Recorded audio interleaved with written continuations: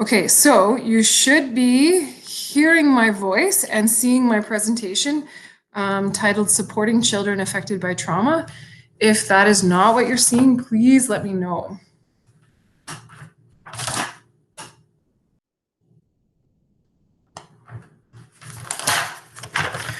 Okay, so to begin, I thought I would just start with some definitions.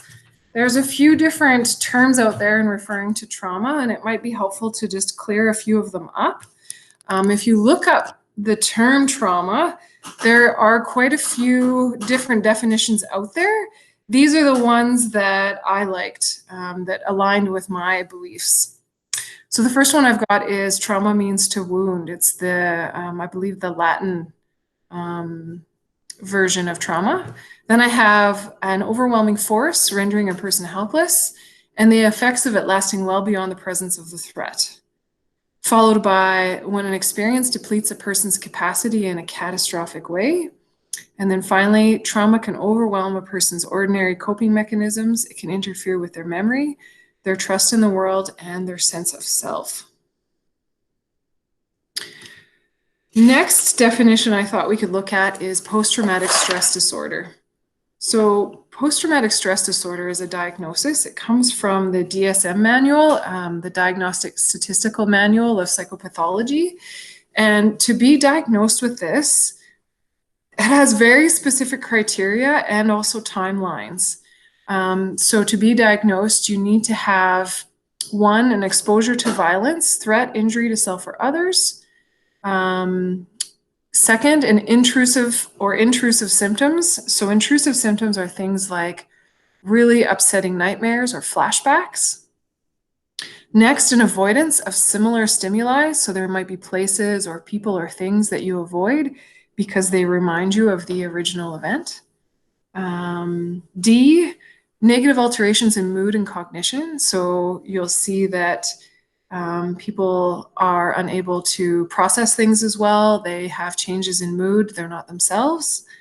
Next, followed by alterations in arousal and reactivity. So you could have someone who is really hypervigilant. They seem to have a very sensitive startle reflex. And then you can have other people who do not respond at all. And a fire alarm may go off and they don't even jump. It's as if they're not present and they're not paying attention. And then finally, symptoms cause clinically significant distress. So basically what that means is an inability to function in daily life, can't participate in those things that you need to do to survive.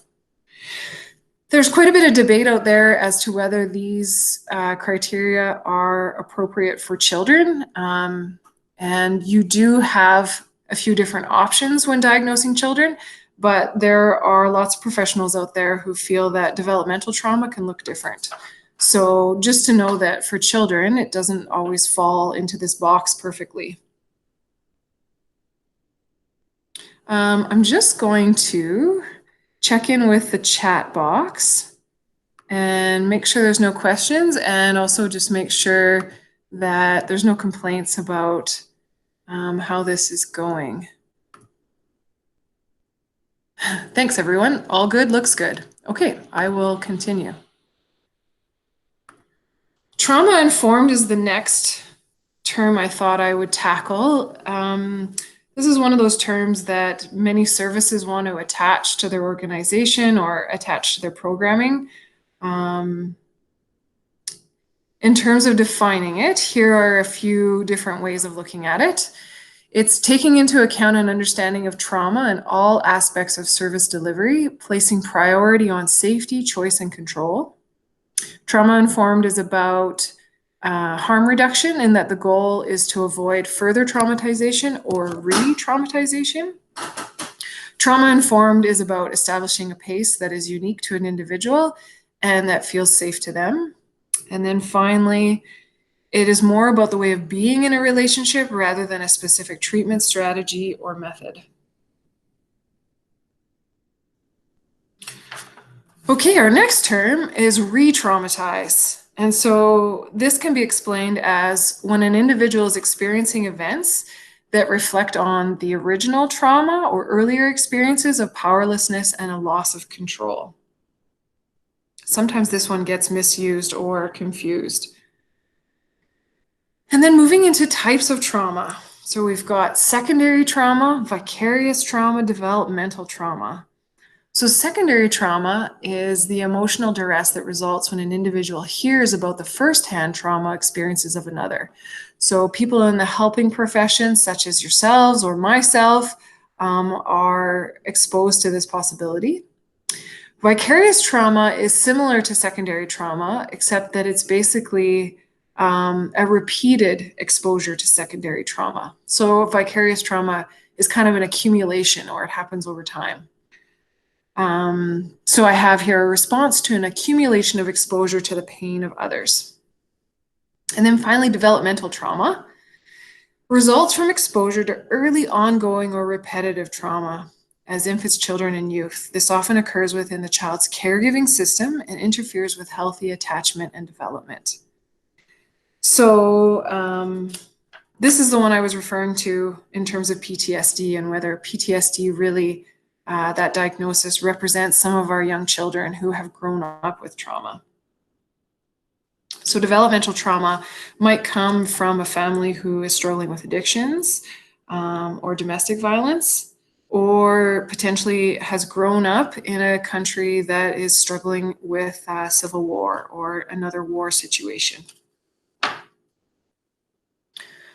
Okay, intergenerational trauma describes the psychological or emotional effects that can be experienced by people who live with trauma survivors. Coping and adaptation patterns developed in response to trauma can be passed from one generation to the next. The transmission of historical oppression and its negative consequences across generations. And then finally, trauma events that begin in years prior to the current generation, but continues to impact the ways in which individuals within a family understand, cope with, and heal from trauma. These unhealthy behaviors then become a normal way of raising children within the family. It's as if the family doesn't know any other way of being. And what might come to mind there is our Aboriginal people here in Canada and their experiences in residential school, and trying to help the layperson understand how a grandparent's experiences in a residential school directly affects the current generation or the child who is in grade school. You can also have intergenerational trauma, specifically referring to individual families, where you see issues with addiction seeming to fall or be passed on from generation to generation. Whether it's being modeled or it's part of a genetic history, that is debatable and quite complex, actually, if you look at the research. Okay, moving into mitigating factors. So when I speak of mitigating factors, I'm basically talking about factors that can increase or decrease the likelihood of trauma affecting the brain. I have a number of family members who are involved in the military, and this also affects emergency responders or other service people, crisis response workers, where the organizations will often question, why do we have some people who return from service who are coping quite well, where others seem to have PTSD or trauma symptoms? And some of these factors are proposed to be the reason why. So the first one I have there is proximity. So in terms of physical distance or emotional distance to the original event. Duration, so how long the event lasts. Degree and intensity, so just on a scale of how intense the experience was. The relation to the perpetrator, if there is an identifiable perpetrator, is it a relative, someone you know, a stranger? Behavior and reaction of others. This is particularly relevant to young children. If they witness their parent's response to a traumatic event and the parent isn't coping well, that really affects that child's ability to cope as well. Whereas if their parent appears to be in control and appears to be calm, even if perhaps they aren't, that really helps the child to feel safe and to avoid symptoms of trauma later. The belief of whether it could happen again. So as you can imagine, if you think that you are in continual danger of a repeat experience, that is much different than thinking that this was a one-time event that will never happen again. Personality and genetics play into coping. Your psychological condition at the time, your physical and mental health when the event occurs, your relationships, how supported you are by family and community can play a role. How you were brought up, your belief system, your culture that you are currently in, as well as how you were raised can affect the seriousness of a traumatic experience. The meaning a person attributes to the event. So this is the story that you tell yourself or the explanation as to why this has happened to you. And as you can imagine, there are some really supportive, adaptive stories you can tell yourself. And then there are also some very damaging stories that you can come up with as to why this has happened. And then the last one's kind of interesting. It says whether regression is repressed. So a common symptom, especially for children, is after a traumatic experience, children will often behave as if they are considerably younger and revert back to earlier years. And this can be quite concerning, especially for parents, but it's not necessarily a bad thing. You would, of course, want to report it to the treating professional, but for the most part, the advice is to let it run its course and to not be too worried about it. And if you try to prevent it or interfere or tell them they're not allowed to engage in that behavior, that can actually do further damage. Okay, before moving on, I'm just going to check in again with if any questions have come up. And it doesn't appear that we have any, so I'll keep going.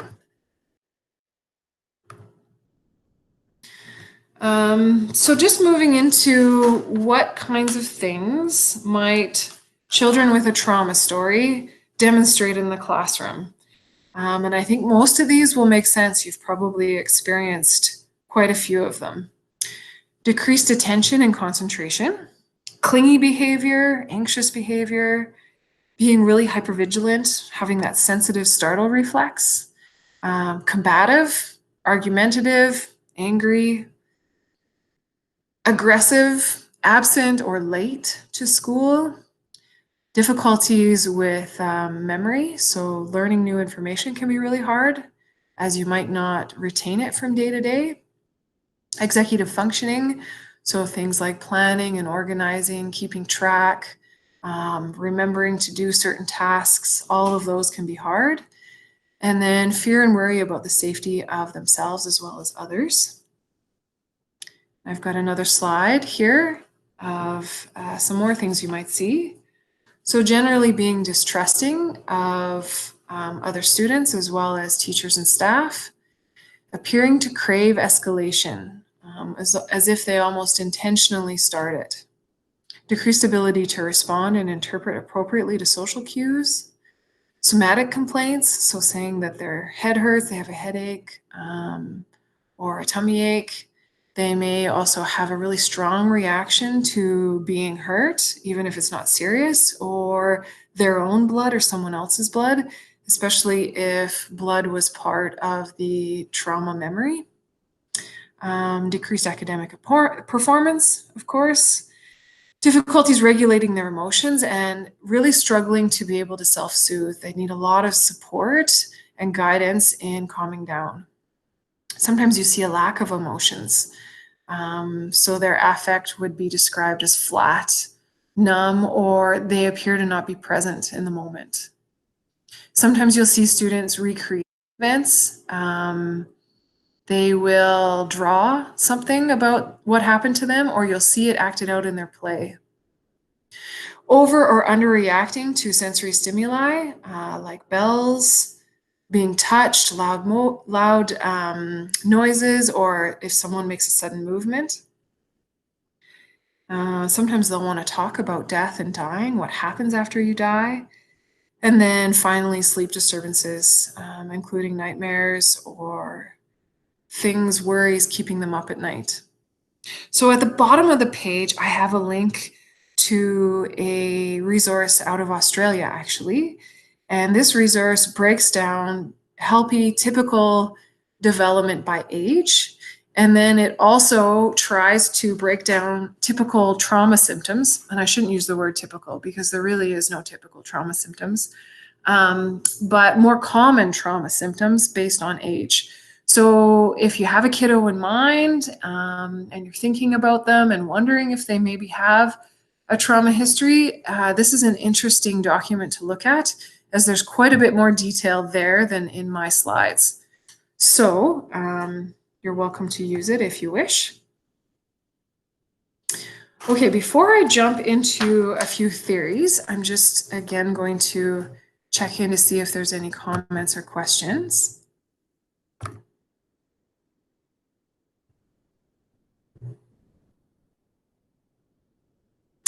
So someone asks, could the situation we're in right now extend to an intergenerational trauma?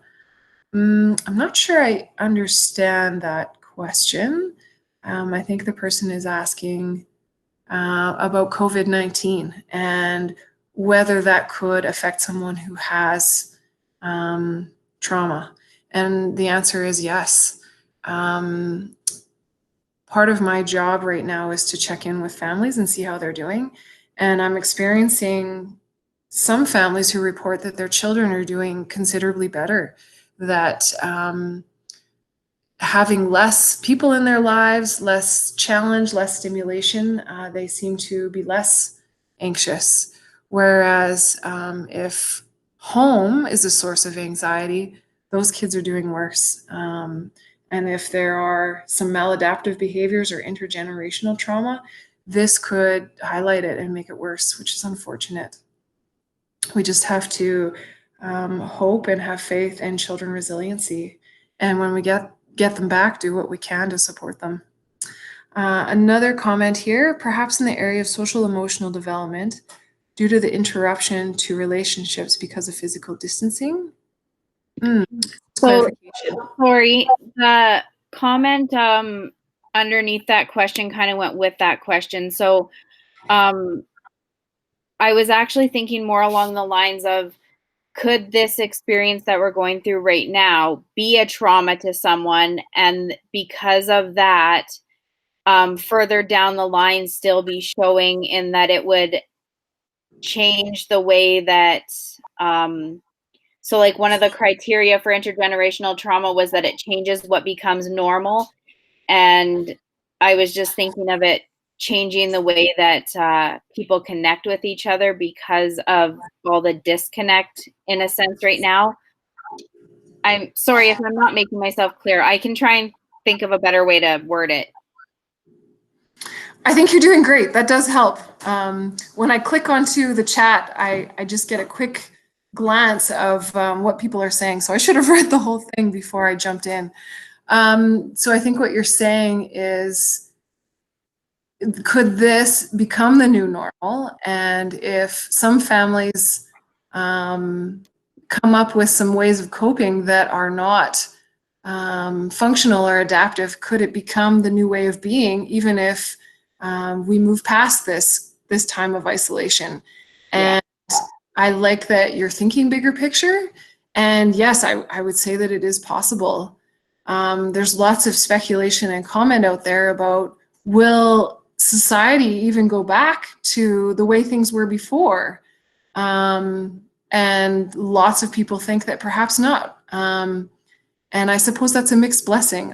My hope is that for society in general, it doesn't affect how much we try to connect with each other, because I think humans are very much based in relationship, and we need relationship.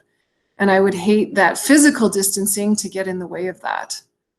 So I hope I've answered your question, and we can certainly talk more about that later. It's a very, very interesting topic.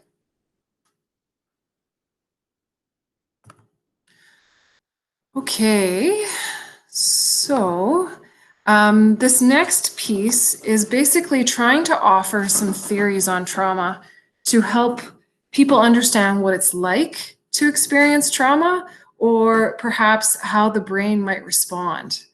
So the first theory addresses neuroception. And if you know anything about neuroception, it's basically how our nervous system combines sensation and perception and comes up with a judgment on safety. So a more common word is intuition. So when you enter a room or you first meet a person, you often get a sense of that room or that person. And sometimes you might not feel safe, or you might feel more hesitant than in other situations. And it's pretty hard to say how your brain arrives at that conclusion, because it happens on a very subconscious level. It sort of happens behind the scenes. And so the idea here is that when you've had a trauma experience, your neuroception is faulty, and it basically says to you that you are not safe, even when in fact you are quite safe. And so it tries to highlight the importance of perspective rather than objective safety.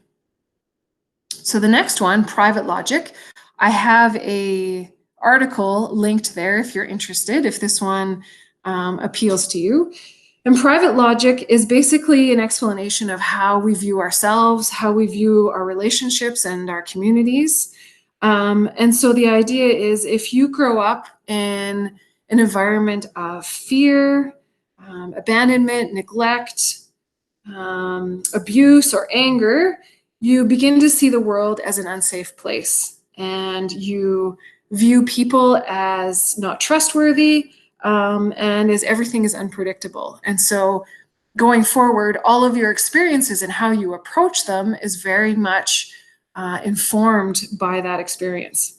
And then on the other hand, if you grow up experiencing love and acceptance, respect, you see yourself as a more confident person, you're curious about the world, you're motivated to learn, and you're open and ready for relationship. You can also think of private logic as an invisible backpack that you carry around with you wherever you go. So whatever you experience, your interactions go into this backpack and informs anything that happens to you going forward. So if trauma is an early experience that you have, or a recent experience, you put that in your backpack, and without you meaning to, it affects every decision, everything you do going forward. It also talks about how genetics, personality, culture, gender, physical health can all affect your backpack, and how you can also, if you're born into a really difficult situation, it tries to offer hope in that you can take things out of your backpack and you can examine them, and re-story some of those things that have happened to you, and come up with a more resilient approach and put them back in the backpack. I think that's what therapy attempts to do. So that's another approach to trauma. And then the third one I have here, it's kind of related to neuroception, and it just emphasizes the idea of I am safe versus I feel safe. So if you are a staff member at school and you do your very best to create an environment that feels safe on the first day of school, for instance, you'll still have students who will come and not feel safe, and will be very hesitant to engage and need more time to feel comfortable. Whereas you have other students who, the moment they get there, they're comfortable, they're happy, they're ready to go. And so it's about perception rather than something you can measure and that you can ensure for every student. So safety is an individual approach, and it depends on their neuroception and their invisible backpack, if you will. And then I like to talk about Maslow. You've probably heard of him. He's a guy who's famous for his triangle on needs. And his triangle tries to create a hierarchy of needs. And at the very bottom is physiological needs. Safety needs is next, then belonging and love, and then esteem needs. So what he tries to explain is that until these needs are met, a person is not available for learning. They're not available for brain growth, and that very few of us reach the very tippy top of the triangle. So as educators and individuals who work at school, it's important to think about which of our children come to school with these needs already met. And of course, our hope is that it's most of them. But as you get to know students, you'll become aware that there are a number of them who come to school and the first 4 layers of this triangle are not met. And so sometimes, although it's not our primary purpose as educators, we need to meet those needs before we can even think about learning. There is an article, again, attached at the top if you really like Maslow's approach. The article is basically relating teaching and schools to Maslow's idea. Okay, so next I'm going to try to cover a few things that we can do in classrooms to help those kiddos who have a trauma history. And so the first one I want to talk about is grounding. Some of you may be familiar with this idea. For those of you who aren't, I've got a few definitions here. The first one says using your senses to bring yourself into the present and into your body.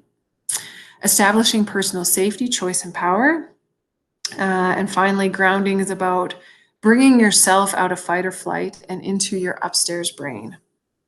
So it's a way of thinking about getting your body in the classroom and also getting your mind into the classroom.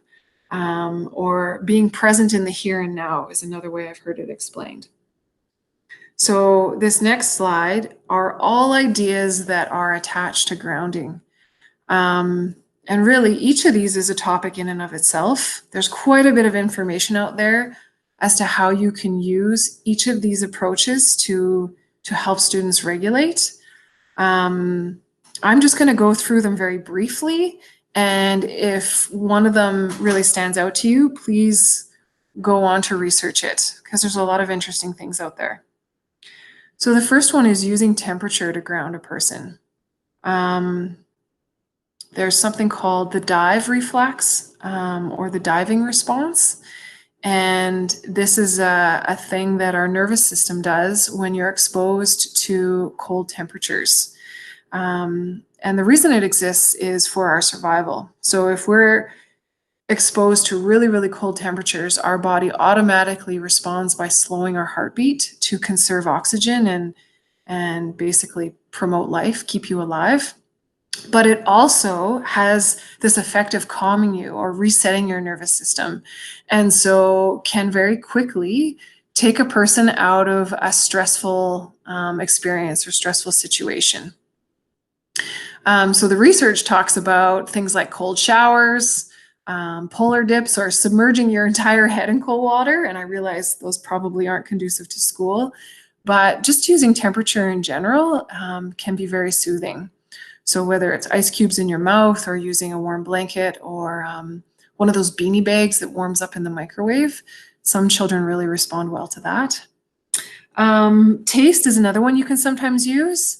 I've tried this one on myself, using a pinch of salt when I'm really anxious.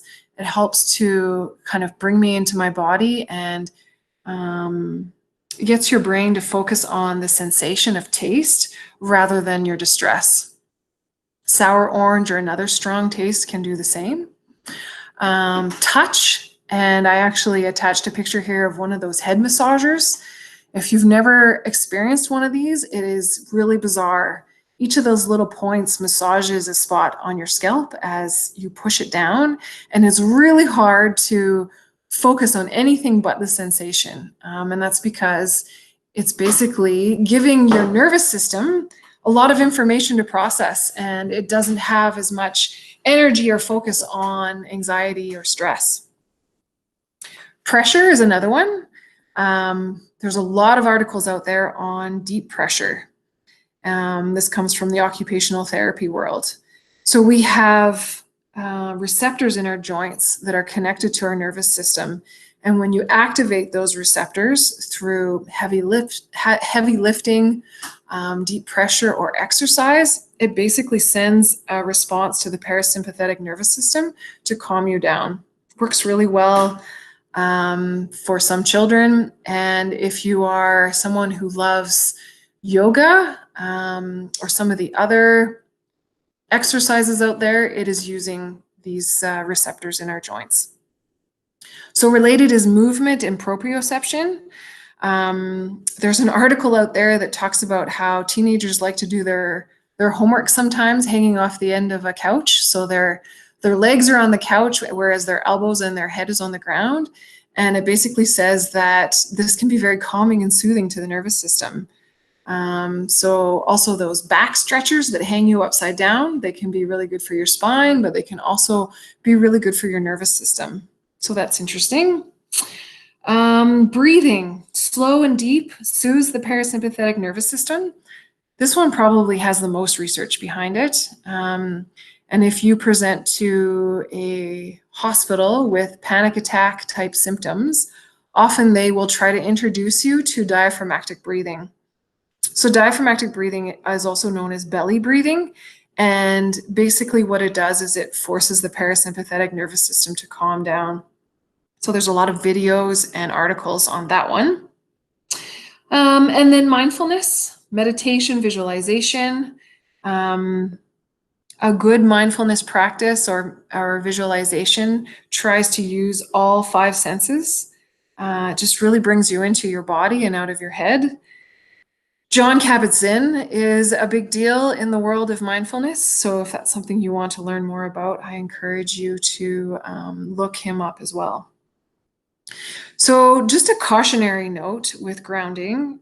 Sometimes these activities can do the opposite. They can be a trigger for some students. If you ask them to close their eyes or lay down, sometimes that brings back a difficult memory. And so when you do these, you want to make sure that you are providing a lot of choice. Nobody's forced to do anything. That you give them a lot of detail about what you're going to do and what your end goal is, just to try to help them feel like they are safe and in control. And also know that these activities may not be for every child. Okay, I'm just going to quickly check in with questions.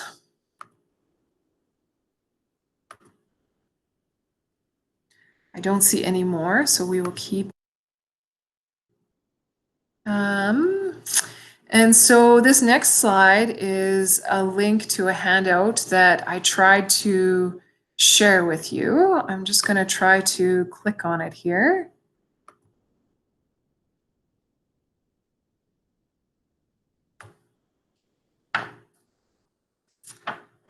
I'm sorry that I don't have it loaded because I had to switch computers.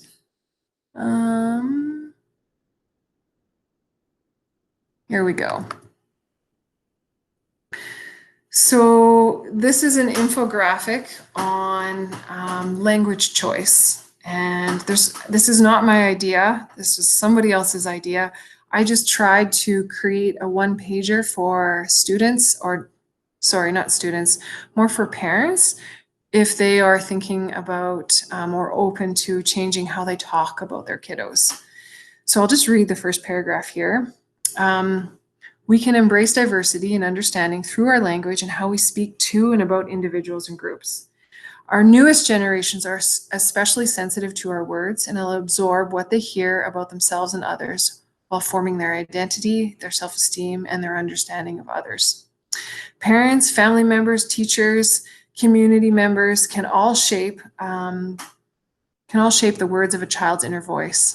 Consider the following language. So it's basically encouraging us to be very mindful of how we speak about children. So rather than saying what is wrong, you would say what has happened. Rather than saying that a child is being manipulative, for example, you would say that they are having difficulties asking directly for what they want. Rather than saying a child is pretending to be sick, you might say that they are seeking help in a way that feels more safe. Or rather than saying that a child is lying, you might say that they are scared to tell the truth. I find that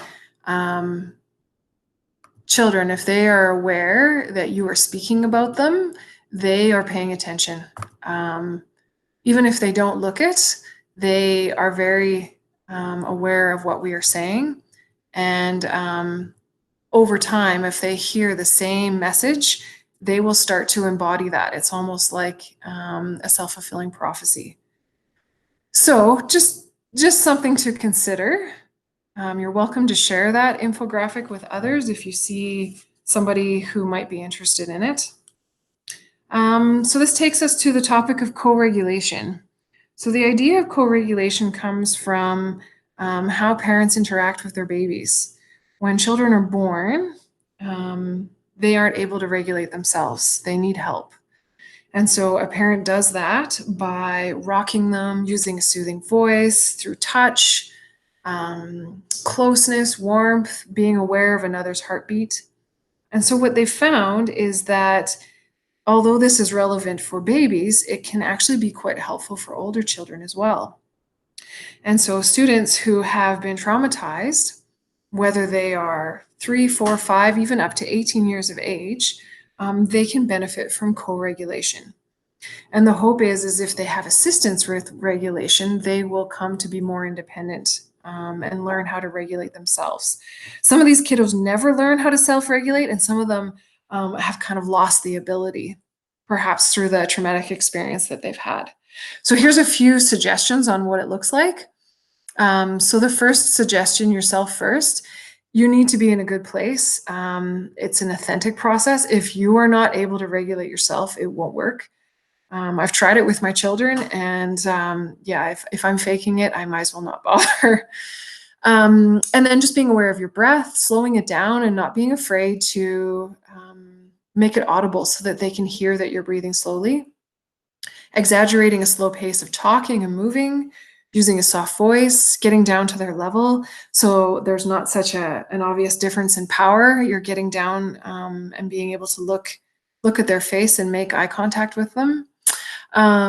Exaggerating your body language and facial expressions. When students are starting to escalate, they don't always pick up on these cues, so just making them more obvious can be helpful. And then if touch is part of the relationship and you know that normally they're okay with it, you could potentially try that as well.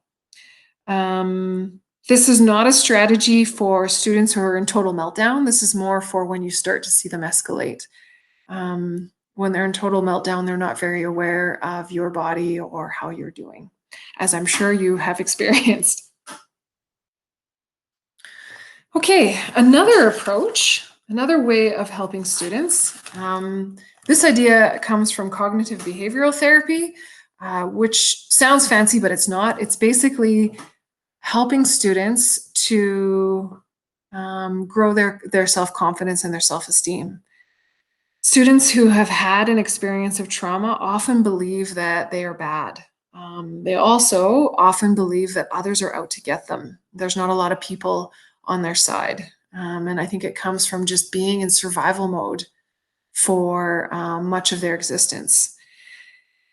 So helping them to change the way they see themselves and change the way they see their outside world.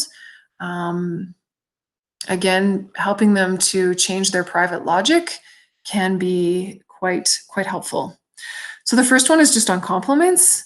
When you do offer a compliment, making sure it's very specific so that they know it's authentic, and just giving some detail about what it was you liked about what they did, so that if they can, they will repeat it, do it again. Then giving them permission to make mistakes. Mistakes are not a reflection of negative character traits. It doesn't mean that you're stupid or that you can't learn, and sometimes they will see their mistakes as that way. My daughter's kindergarten teacher used to always say to her that mistakes grow your brain, and to this day she still says that to me. Obviously, I need to hear it sometimes, I guess. Third one, bringing attention to their inner voice, and if it's negative, helping them to reflect on its accuracy and challenging it. So if you catch a kiddo talking to themselves and being really hard on themselves, just adopting a tone of curiosity. So rather than jumping in and defending them or arguing with them, ask them what that's about or why they think that way. And the hope is you'll be able to dig a little bit deeper into what is the core belief behind those those comments, and maybe you can help point out that it's not accurate, that it's actually faulty. And repeating this message over and over again will hopefully help them to change. Reward effort, not the product. Often these kids are not performing at grade level, and it's not because they can't. It's because they're in fight or flight, and their top brain or their frontal brain is not working as it should. And so if they have a day of effort, making sure that you reward that, you're more likely to see astounding effort rather than amazing product. Emphasizing cooperation over competition. I'm not saying to get rid of competition entirely, but just to consider that cooperation builds relationship, it enhances trust and respect, whereas competition often often tests those things. So just making sure there is at least an equal amount of opportunities for cooperation. Same goes for successes versus failures. Their self-esteem is not up for as many failures as perhaps a typical child. And so it's good for their self-concept to be experiencing a lot of success. And then finally, just growing their community. If they have relationships with adults and peers outside of their classroom, they have people to turn to if they've had a rough day in the class. It also helps with supporting transitions between recess time, transitions to the next year, so that there's always a bigger community to support them. Okay, this is the other handout I shared. Again, just give me a moment to grab it.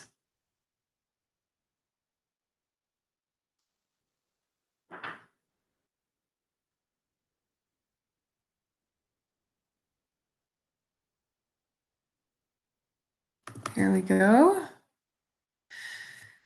So this is an infographic that I created.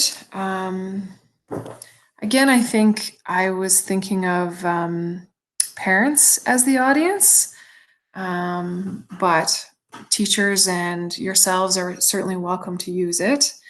It's about helping students to label and understand and be aware of their emotions, and then supporting them in communicating what they're experiencing, and then moving into helping them to feel acknowledged, understood, affirmed, so they feel like somebody gets them. And then identifying the need behind their emotions. So what would help them to calm down? And then giving them some choice, empowering them to take control of their emotions. And then finally, how can you go about processing or debriefing them with them afterwards about if this were to happen again, how can I support you? How can you support yourself? This process is, again, not for full-on meltdown. It's more for how to support a child when you first notice that they are upset or not doing well. I'm just going to check in again with questions. I'm not seeing any more, so I'll keep going.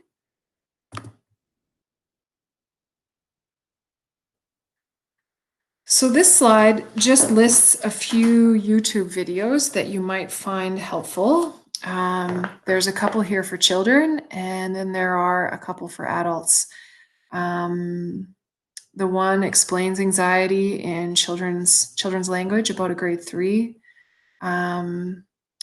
The first one talks about how brains are built, and it's very easy to see how a traumatic experience might interfere with brain development. And then the last one is a video that explains what happens when you flip your lid. I'm new to this term. When I started with Chinook's Edge School Division, I came to understand that people use this term all the time. And so I thought, I really need to understand what people are talking about. So for those of you who are also new, I found this video to be pretty helpful in explaining that terminology. I would play one of these videos for us. However, in the past, when I try to play videos, the audio doesn't work. So I will let you explore those on your own. Okay, what about a full meltdown? And I liked this movie, so I thought I would use anger to depict what a full meltdown looks like. So how do we support kids when they have totally flipped their lids, when they are at the very tip of peak? And you might find my answer a bit anticlimactic. The research, the studies out there say that there isn't much that we can do, and that our priority needs to be the safety of ourselves, the safety of the student, and of other people who are in proximity to the student. They also say that the biggest intervention is prevention. So trying to understand what triggers a student into this mode, what are the indicators that they are heading there, and what can we do to try to divert it. The other thing to consider is being and knowing the child well enough to be aware when they are starting to come down and they're receptive to a conversation or to talk about what they need. Getting to know the signs of de-escalation, I guess. The other thing that sometimes comes up as students start to de-escalate is that question of, am I a bad person? They have some awareness that what they've done is inappropriate, and so whether they verbalize it or not, they often question, am I a bad person? Does this behavior make me bad? So if a child hints at that or suggests that, feel free to dive into that conversation and reassure them that they are more than just their behavior, and that their behavior doesn't represent them as a whole person. Okay, another thing to consider is play-based learning and hanging out in the outdoors. And I've been accused of being a little bit flaky about this one, but there is quite a bit of research out there on play-based learning as well as spending time outside. They have found that these kinds of activities improves concentration, it improves problem solving, it increases self-confidence, and the key one here is it helps with self-regulation. They did a study and they compared two kindergarten classrooms, one that did a lot of play-based learning and another one that was more traditionally set up. And they found that the students who engaged in play-based learning were better able to self-regulate. So I thought that was really interesting. So for those of you who aren't familiar with play-based learning, it's mostly geared towards preschool, kindergarten, grade 1. You can see it happening a little bit in grade 2 or 3. After that, developmentally, it's not as appropriate. For those kids who are not as developmentally mature, however, it's not so much about chronological age, it's about their developmental age, and you can use it for older kiddos in that situation. So Shinrin Yokyu, I'm not sure if I'm saying that right, is a Japanese term that means forest bathing, and it roughly translates to taking in the forest through all of your senses. And I suppose that is a bit flaky, but the reason I included it here was to demonstrate that people have been aware for a long time, many generations, that spending time in outdoors can be very calming. And you'll notice that a lot of visualization activities are nature-based. So visualizations on walking through forests, walking down the beach. If you YouTube any of those or enjoy any of those, you'll notice that pattern. And the Association of Nature and Forest Therapy, this is an organization that exists around the world. It's on my bucket list to go to one of these places and experience one of their sessions. They basically walk you through a forest and an experience. And I'm very curious what it's about. So for those of you who are interested, please check it out. Or if you've had the experience, please tell me how it went. Okay. Moving into some questions that often come up. How do we get through the curriculum if a student is never regulated? What if this student is just manipulating me? And finally, I get this one from parents. This problem is not happening at home. Maybe school is the problem. These are tricky questions to answer, and I will offer a few comments on each. For the first one, it's very difficult to address curriculum if a student is not regulated. And I think that we need to acknowledge that basic needs, just like in Maslow's hierarchy, need to be addressed before we jump to learning. And if we skip that cue and try to push forward with academics, I think it usually backfires. And so sometimes this means that curriculum is put on hold. And although that's unfortunate, if we can teach a child to move along in their progress of self-soothing, self-regulating, that is just as valuable, if not more valuable than academics. What if they're just manipulating you? Legitimate mental health concerns and manipulation are not mutually exclusive. You can have a kiddo who struggles with anxiety, who's very capable of manipulating you. And it's sometimes tricky to tell the difference. And so there's no quick answer here. I think that it is about relationship and getting to know that kiddo and navigating it very carefully, because it can happen within the span of a few hours where you will get a distressed child and then a child who's trying to manipulate you to get out of work. A tricky part of the job, that's for sure. And then finally, this isn't happening at home. Maybe school is the problem. School has, by the nature of a school, more people, more authority figures telling you what to do, more demands, more challenges, more sensory stimulation. And so, yes, school is often more difficult to navigate for our kids with trauma history than home. Sometimes school feels more safe than home. It all depends. School does emulate, it's like a micro society, and it's what students are going to encounter when they graduate. And so I don't think it makes sense to remove all these factors that could potentially trigger a student. But we can consider soft entries, we can consider giving them breaks, trying to reduce sensory stimuli. But I think that having school as the problem is okay. Maybe we need to just think of it as part of the challenge that we need to overcome. Okay, I'm just going to quickly check in with questions and check my time. I've got a question here. What would you suggest for a kindergarten student that hurts others when in full meltdown? No warnings. Yeah, these are tricky. And I often get involved with those kiddos because it really takes a team approach. So a few things to consider: making sure that there is a team behind you and that whenever possible, you are able to respond with a team. So making sure you've got people on call to come help you so that you're not stuck in isolation with that kiddo. Maybe doing some data gathering to try to figure out what the trigger is, so that it can be more predictable. And if possible, again, not always something that's available to us, but having somebody else gather the data, doing the observation, because it's very hard to be in the moment with the child and also being aware of what's going on. Some other ideas.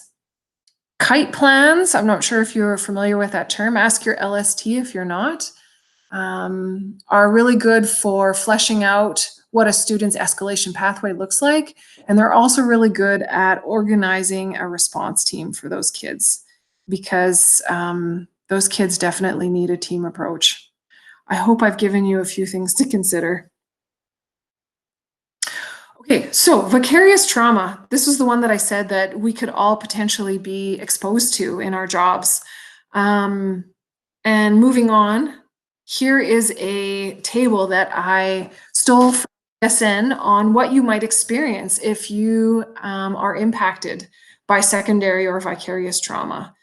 And so I thought I'd put it up there for people to reflect on. Perhaps you've had these experiences before, or even as recent as this year. And that leads us into a few terms that are often used interchangeably and are quite related: vicarious trauma, compassion fatigue, burnout, and secondary trauma. So secondary trauma is hearing about the experiences of another person who's had a direct traumatic experience. Vicarious trauma is basically having secondary trauma happen again and again and again. Burnout isn't necessarily trauma-based. It can be, but you can have burnout without having secondary or primary trauma. You're basically physically and psychologically exhausted. And then compassion fatigue is this loss of ability to hear other people's stories and empathize. It's like you just don't have the capacity for other people's pain anymore. And it's an indicator that you're just full and you need some sort of break or reprieve. So the next thing that I thought I would offer is a self-care assessment. There's a link there. If you aren't able to access the link, just Google self-care assessment and the creator's last name. I won't try to pronounce it. He created it not as like an exhaustive tool, but more something to reflect on, a check-in, and perhaps a way of thinking about what more we could do to take care of ourselves. I found it very interesting. It breaks self-care into categories. And I noticed for myself, there are certain categories I'm good at and certain categories I'm not. So if you're interested, you're welcome to check that out. And then a few ideas for self-care. Establishing a coming home ritual. So it's just a way of separating work from home. Some of us are better than that than others. In my previous job, I used to have a 40-minute drive. And so on that drive, I would think about my day. And then as soon as I got home, my kids would open the door and I'd have to say to myself, okay, you need to focus on what's in front of you. I have a coworker who turns off her work phone when she gets home and sticks it in a corner by the door, and she tries very hard not to think about work until she picks it up the next morning on her way. Being aware of patterns in the day, so what parts of the day are hard for you, or perhaps it's a particular student or situation that's hard. So just increasing your self-awareness. Same with triggers. I think we all have our triggers. It's probably related to our invisible backpacks. So just being aware of what things are hard for you and what you might need support on. And then what's helpful for you in the day to manage your stress. So perhaps it's saving a chocolate bar until 1 o'clock, or making sure you have a bathroom break during third block when you know it's going to be tough. And then finally, an accountability partner. So someone who knows you really well, someone who can look at your face and tell if you're okay or not, someone who will check in with you regularly and ask you how you're doing, and want a full debrief rather than I'm fine, I'm doing okay. As I mentioned before, I think humans, for the most part, are relationship-based, and we need each other to support ourselves. Okay, that brings me to the end. I'm just going to check in with questions again. I am over time a little bit, so of course, if you need to go, please feel free.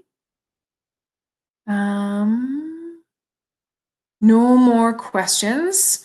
Comments just about the earlier question about it was about a past student and is a tough case. Indeed, very, very, very tough. And